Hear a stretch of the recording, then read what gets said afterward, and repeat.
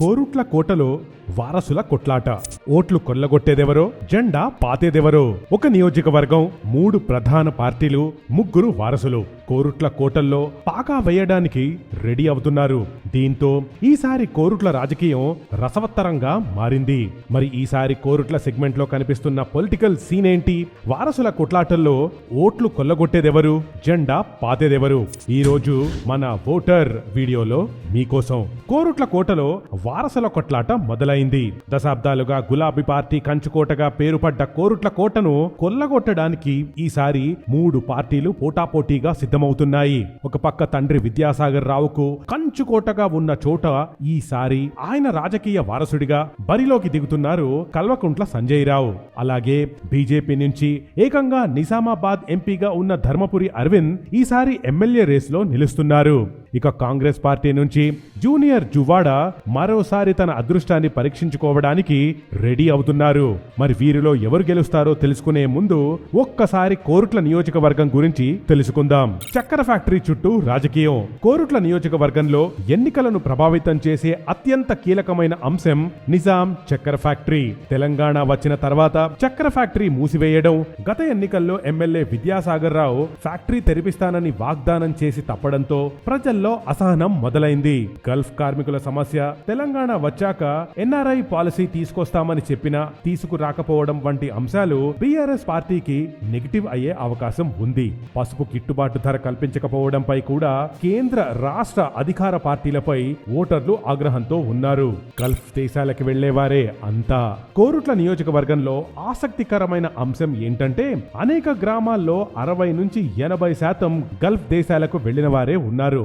ముఖ్యంగా మొత్తం నియోజకవర్గంలో 20 నుంచి 30 వేల మంది పురుషులు ప్రతి ఏటా గల్ఫ్ దేశాలకు వలస వెళ్లి తిరిగొస్తుంటారని లెక్కలు చెబుతున్నాయి.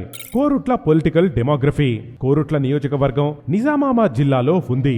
2009 నియోజకవర్గాల పునర్విభజనలో అప్పటి వరకు ఉన్న మెట్పల్లి నియోజకవర్గం కాస్త కోరుట్ల నియోజకవర్గంగా మారింది. ఈ నియోజకవర్గంలో కోరుట్ల, మల్లాపూర్, ఇబ్రహీంపట్నం, మెట్పల్లి మండలాలు ఈ నియోజకవర్గం పరిధిలో ఉన్నాయి. ఇక్కడ 69% గ్రామీణ ప్రాంతం కాగా 31% అర్బన్ ప్రాంతం. నియోజకవర్గంలో 2,23,867 మంది ఓటర్లున్నారు. అందులో 1,07,331 మంది పురుష ఓటర్లుండగా 1,16,536 మహిళా ఓటర్లున్నారు. Political history. 2009లో నియోజకవర్గం ఏర్పడినప్పటి నుంచి ఇక్కడ కారు పార్టీదే హవా. వరుస విజయాలతో దూసుకుపోతున్నారు ఆ పార్టీ నేత కల్వకుంట్ల విద్యాసాగర్ రావు. మొదట 2009లో జరిగిన సార్వత్రిక ఎన్నికల్లో బీఆర్ఎస్ పార్టీ తరఫున మొదటిసారి బరిలోకి దిగిన విద్యాసాగర్ రావు తమ సమీప ప్రత్యర్థి కాంగ్రెస్ అభ్యర్థి జువ్వాడ రత్నాకర్ రావుపై 15,545 ఓట్ల తేడాతో గెలుపొందడమే కాకుండా ఆ తర్వాత ఏడాది జరిగిన ఉప ఎన్నికల్లోనూ విజయ ఢంకా మోగించారు. ప్రత్యేక రాష్ట్రం ఏర్పడిన తరువాత 2014లో జరిగిన తెలంగాణ తొలి అసెంబ్లీ ఎన్నికలలో రత్నాకర్ రావు తనయుడు నర్సింగ్ రావుపై 20,585 ఓట్ల తేడాతో విద్యాసాగర్ రావు గెలుపొందారు. నర్సింగ్ రావు ఆ ఎన్నికల్లో స్వతంత్ర అభ్యర్థిగా బరిలోకి దిగడం విశేషం. ఇక 2018లో కూడా నర్సింగరావును 31,385 ఓట్ల తేడాతో ఓడించారు విద్యాసాగర్ రావు. విద్యాసాగర్ రావు చేసిన అభివృద్ధి ఏంటి? నియోజకవర్గంలో తాగు, సాగునీటి సమస్యలతో పాటు విద్య, వైద్య సదుపాయాలను మెరుగుపరిచామనేది ఎమ్మెల్యే విద్యాసాగర్ రావు మాట. కోరుట్లలోని 30 పడకల సామాజిక ఆరోగ్య కేంద్రాన్ని వైద్య పిహెచ్సి నుంచి ఏహెచ్ గ్రేడ్ కి అప్గ్రేడ్ చేయడం, 4 మండలాల్లో అత్యధికంగా డబుల్ బెడ్రూమ్ ఇండ్లను మంజూరు చేయించిన విద్యాసాగర్ రావు, రోడ్లు, వంతెనల నిర్మాణాలు, మున్సిపాలిటీలో సెంట్రల్ లైటింగ్ సిస్టమ్, వార్డులలో డ్రైనేజీ నిర్మాణాలు చేపట్టడం ఇక్కడ జరిగిన అభివృద్ధిగా చెప్పొచ్చు. నియోజకవర్గంలో ఇంకా తీరని సమస్యలేమైనా ఉన్నాయా? పెరుగుతున్న చెరువులు, పార్కులు, కాల్వల ఆక్రమణలు జరుగుతున్నాయనే ఆరోపణలు, వరద నీటిలో మునుగుతున్న ప్రాంతాలు, గల్ఫ్ బాధితుల సమస్యలు తీర్చేవారు లేకపోవడం, అనేక అభివృద్ధి కార్యక్రమాలు శంకుస్థాపనకే పరిమితం కావడం, పాఠశాలల నిర్మాణం జరగకపోవడం, వీటన్నిటికీ తోడు చక్కెర ఫ్యాక్టరీ కీలక సమస్యగా పరిమణించడం ఇక్కడ ప్రధాన సమస్యలుగా కనిపిస్తున్నాయి. తండ్రి చరిష్మానే నమ్ముకున్న సంజయ్ రావు, కల్వకుంట్ల సంజయ్ రావు ఈసారి బీఆర్ఎస్ తరఫున కోరుట్ల అసెంబ్లీ నియోజకవర్గం బరిలో నిలుస్తున్నారు. 2009 నుంచి బీఆర్ఎస్ పార్టీ తరఫున 4 సార్లు బరిలోకి దిగి ఇక్కడ ఓటమనేదే లేకుండా విజయ ఢంకా మోగిస్తున్న కల్వకుంట్ల విద్యాసాగర్ రావు తనయుడే ఈ సంజయ్ రావు. వయసు మీద పడడంతో తన టికెట్ ను తన వారసుడికి ఇప్పించారు విద్యాసాగర్ రావు. దీనికి తగ్గట్టే నియోజకవర్గంలో ఆత్మీయ సమ్మేళనాలు నిర్వహిస్తూ తనయుడిని పార్టీకి, క్యాడర్కు చేరువ చేసేందుకు అన్ని రకాలుగా ప్రయత్నం చేస్తున్నారు. వృత్తిరీత్యా డాక్టర్ అయిన సంజయ్ కూడా తండ్రి విజయరథాన్ని కొనసాగించాలని పట్టుదలగా ఉన్నారు. ఇప్పటికే నియోజకవర్గంలో ఇంటింటికి తిరుగుతూ ప్రజలకు చేరువయ్యేందుకు క్యాడర్తోనూ సన్నిహిత సంబంధాల కోసం ప్రయత్నిస్తున్నారు.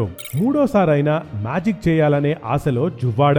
2005 నుంచి 2007 వరకు ఏఐసిసి డైరెక్టర్ గా పనిచేసిన జువ్వాడి నరసింగరావు 1996 నుంచి కాంగ్రెస్ లో క్రియాశీలక కార్యకర్తగా పనిచేస్తున్నారు.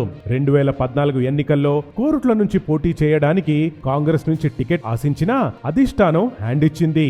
దాంతో స్వతంత్ర అభ్యర్థిగా బరిలో నిలిచి 2వ స్థానంలో నిలిచారు. ఆ తర్వాత జరిగిన రాజకీయ పరిణామాల్లో బీఆర్ఎస్ లో చేరారు. బీఆర్ఎస్ టికెట్ ఆశించి రాకపోవడంతో తిరిగి కాంగ్రెస్ లో చేరి 2018లో కూడా కాంగ్రెస్ తరఫున ఎన్నికల బరిలో నిలిచారు. కానీ అప్పుడు కూడా 2వ స్థానానికే పరిమితమయ్యారు. కానీ కాంగ్రెస్ పార్టీకి ఆయన పైన బలమైన నమ్మకం ఉండడంతో ఈసారి ఎన్నికల్లో కూడా ఆయనకే టికెట్ ఇచ్చింది పార్టీ అధిష్టానం. అరవింద్ అందుకే స్ట్రాంగ్ కంటెండర్. మాజీ రాజ్యసభ సభ్యుడు టి శ్రీనివాసరావు తనయుడిగా, నిజామాబాద్ ఎంపీగా బలమైన బ్యాక్ గ్రౌండ్ ఉన్న నాయకుడు ధర్మపురి అరవింద్. గతంలో మేడ్పల్లి నియోజకవర్గంలో ఉన్నప్పుడు అప్పటి బీజేపీ నేత సిహెచ్ విద్యాసాగర్ రావుకు పెట్టని కోటగా ఉండేది ఈ ప్రాంతం. ఆ సమయంలో బీజేపీకి మద్దతుగా ఉన్న ఓటర్లు ఇప్పుడు ధర్మపురి అరవింద్ కి మద్దతిచ్చే అవకాశం ఉంది.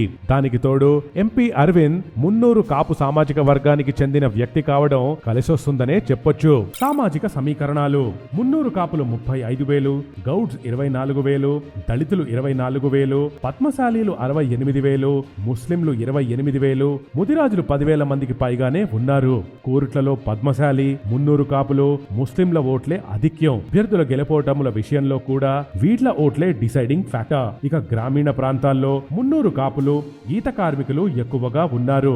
గత ఎన్నికల్లో బీసీలు, మైనారిటీలు బీఆర్ఎస్ వైపు మొగ్గు చూపారు. దాంతో సిట్టింగ్ ఎమ్మెల్యే విద్యాసాగర్ రావు 20,000 ఓట్లకు పైగా మెజారిటీతో గెలిచారు. ఇది కోరుట్ల కొట్లాట కథ. ఏది ఏమైనా ఇక్కడ ఏ పార్టీకా పార్టీ గెలుపుపై చాలా ధీమాగా ఉన్నాయి. అధికార పార్టీ అభివృద్ధి సంక్షేమ పథకాలను నమ్ముకుంటే కాంగ్రెస్ పార్టీ మైనారిటీలను తమ వైపు తిప్పుకోవడంలో బిజీగా ఉంది. ఇక హిందువుల ఓట్లపైనే గురిపెట్టిన బీజేపీ. ఇదంతా చూస్తుంటే ఈసారి కోరుట్లలో ట్రై సిరీస్ ఫైట్ తప్పేలా లేదు. ఈ పరిస్థితుల్లో అక్కడ ఏ పార్టీ గెలుస్తుంది, ఎవరు విజయఢంకా మోగిస్తారు అనేది తెలుసుకోవాలంటే ఇంకొంతకాలం వెయిట్ చేయాల్సిందే. Hit TV app, all the success for their launch. Please download the app. Download the Hit TV app now. Please download the app now. Please download the app now. Please download the app now. Download the app now.